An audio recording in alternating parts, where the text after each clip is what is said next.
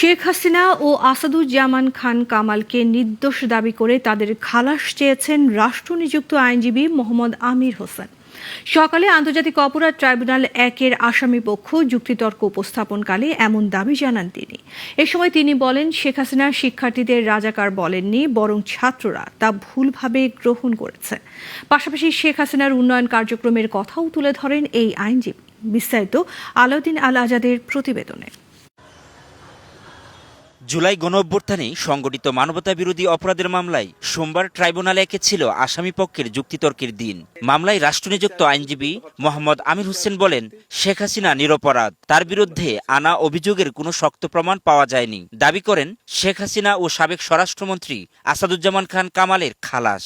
সাবেক প্রধানমন্ত্রী শেখ হাসিনা একজন নিরপরাধ ব্যক্তি এবং তার বিরুদ্ধে যে সমস্ত চার্জ জানিত হয়েছে সেই চার্জগুলি সঠিক নয় এবং সাক্ষ্য প্রমাণেও তা প্রমাণ করতে সক্ষম হন নাই।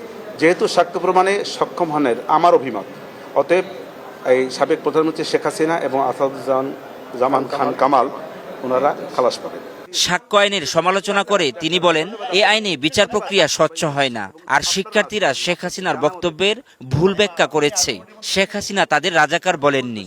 যে প্রাইম মিনিস্টার যে কথাটা বলেছে, সাবেক প্রাইম মিনিস্টার, সেটা ঢালাওভাবে এই ছাত্রদেরকে বলেন নাই। এই ছাত্রদের মধ্যেও যদি কেউ থেকে থাকে তাদেরকে বলেছে। আওয়ামী দুঃশাসনের প্রশ্নে জানান, রাষ্ট্র পরিচালনায় কিছু ভুল ত্রুটি হতেই পারে। উল্টো বলেন, শেখ হাসিনার আমলই ছিল উন্নয়নের জোয়ার। একটি রাষ্ট্র যখন তার শাসন কার্যক্রম চালায়, সেই শাসন কার্যক্রম চালাতে গিয়ে তার ইচ্ছা সবসময় সদিচ্ছা হিসেবে থাকে এবং এই সরকারও তা করেছে।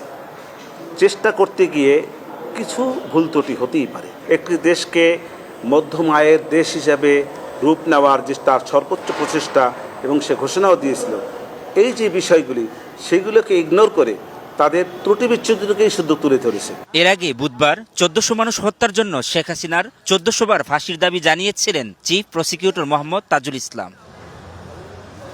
আলাউদ্দিন আল আজাদ, গ্লোবাল টেলিভিশন, ঢাকা।